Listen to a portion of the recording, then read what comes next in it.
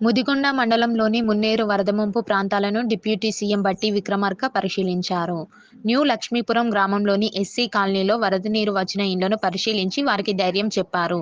పన్రేగుపల్లిలో బాధితులను పరామర్శించి భరోసా ఇచ్చారు.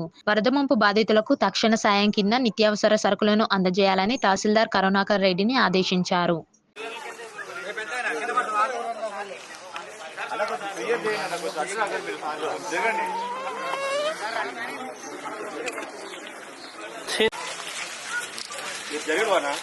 బ్రో